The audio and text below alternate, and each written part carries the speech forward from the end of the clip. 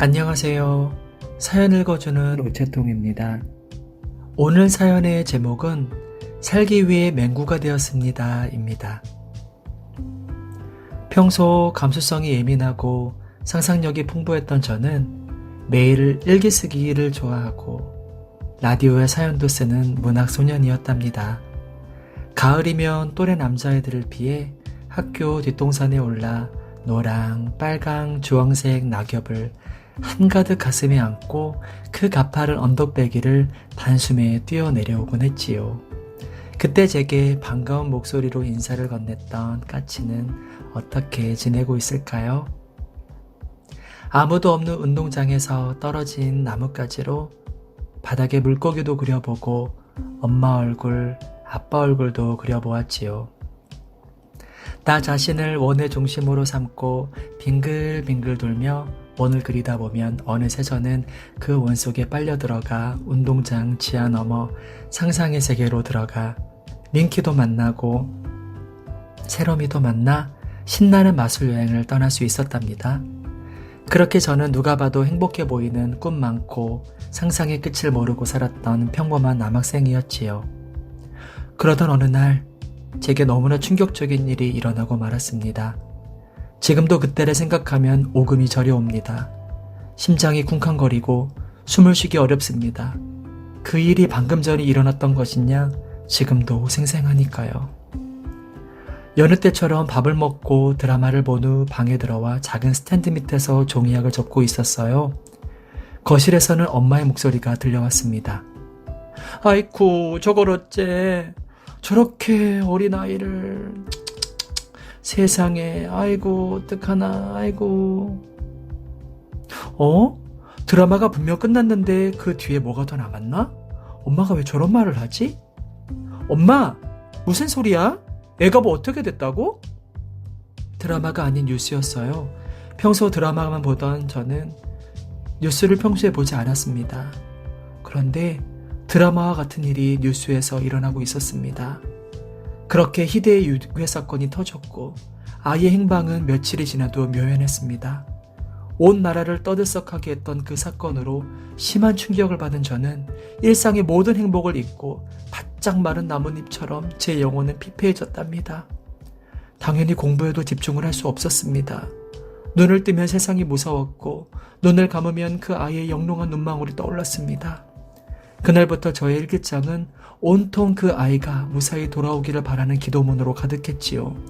그렇게 저는 당시 초등학생이었던 아이의 가족이 된 것처럼 식음을 전폐하다시피 밥도 못 먹고 잠도 이룰 수 없었어요. 부모님 모두 걱정을 하셨어요. 그렇게 행복하기만 했던 저의 삶을 송두리째 바꿔놓은 10여일이 지나고 정말 믿고 싶지 않은 소식을 듣고야 말았습니다. 매일같이 기도하며 무사하게 돌아오기만을 기다렸던 그 아이는 영영 가족의 품으로 돌아올 수 없는 먼 곳으로 가게 되었다는 소식이었지요. 제 삶도 끝나는 것만 같았습니다. 적어도 그 순간은 정말 나도 그 아이를 따라가고 싶은 마음이었으니까요. 부모님의 걱정은 날로 커져갔고 급기야 학교를 결석하는 일까지 생기고 말았습니다. 정신 차리자. 정신 차리자. 누구도 예상할 수 없는 일이었어. 내 잘못도 아니잖아.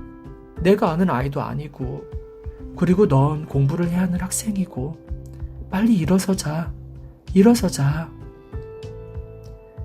가위에도 눌리고 악몽까지 꾸며 하루하루 힘겨운 삶을 이어나갔어요. 왜 그토록 저는 이 사건에 가슴 아파하고 힘겨워했을까요?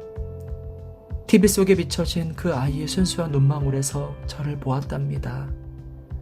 저 아이도 나처럼 무지개 동산에 사는 아이였구나.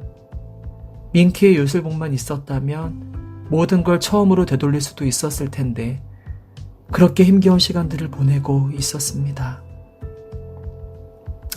하지만 시간은 어김없이 흘러 중간고사가 다가왔고 전 다시 독서실 책상에 앉아 더욱 공부에 매진하였답니다.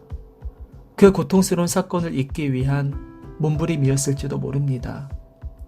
제 남은 생은 그 아이가 미처 펼쳐보지도 못한 스케치북이라고 생각했어요. 그냥 비어있으면 안 된다고 나 스스로에게 수차례 말했습니다.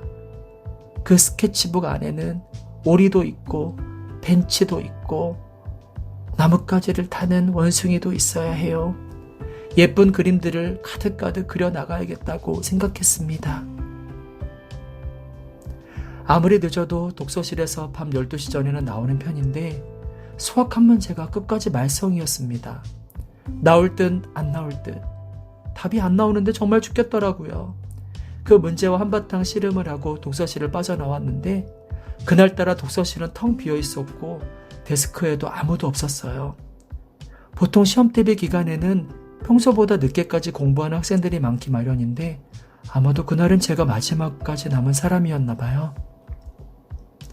그날따라 독서실 계단을 내려오는 길이 너무 가팔라 보였고 밤 12시를 훌쩍 넘긴 시간이라 그런지 거리에도 사람이 한 명도 없었습니다.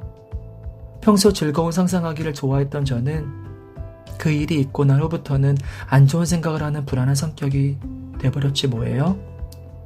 뉴스에서 나오는 모든 세상의 무서운 일들이 우리 집에, 그것도 내가 가장 사랑하는 사람들에게 생길 것 같은 공포가 생겼습니다.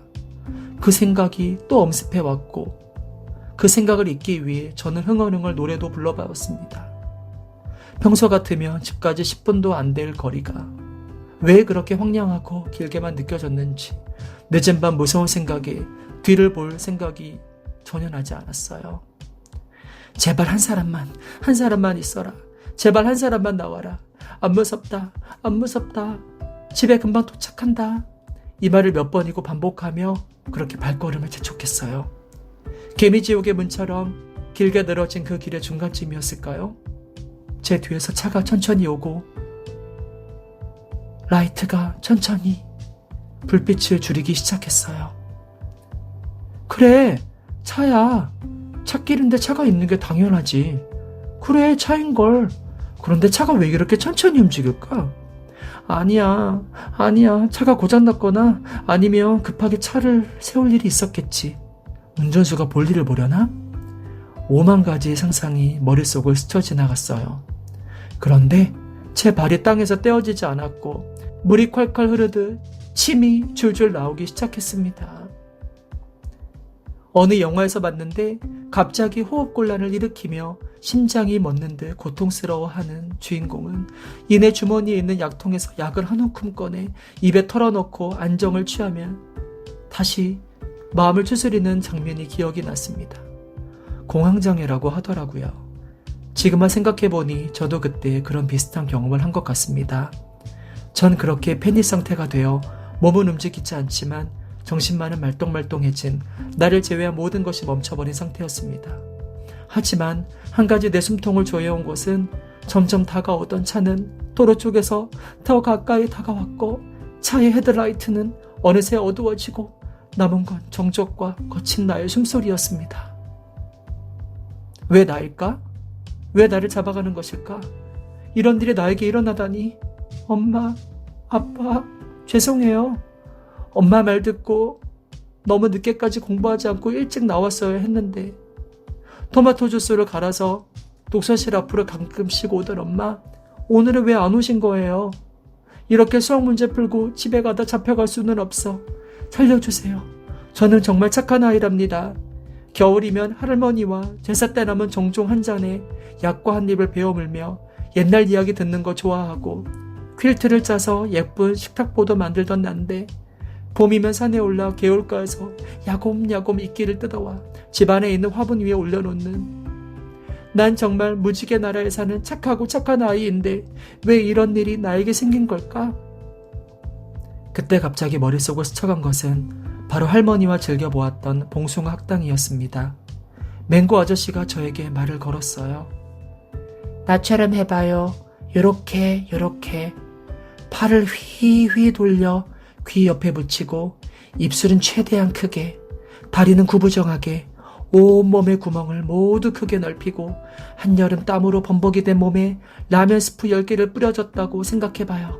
끈적끈적한 온몸을 혀로 스프를 할 듯 그렇게 몸을 비틀어 보세요. 네, 아저씨, 그렇게 해볼게요. 그럼 절 병원에 데려다 주겠죠? 절 살려주겠죠?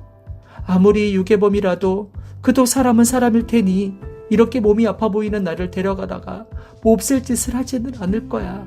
그냥 지나가도 좋아요. 그냥 살려만 주세요. 제발 제 옆에 오지 마세요. 오지 마세요. 그렇게 저는 빌고 또 비는 마음으로 잘 움직이지도 않는 몸으로 혼신의 연기를 다 펼쳤답니다. 정말 자포자기 심정이었어요.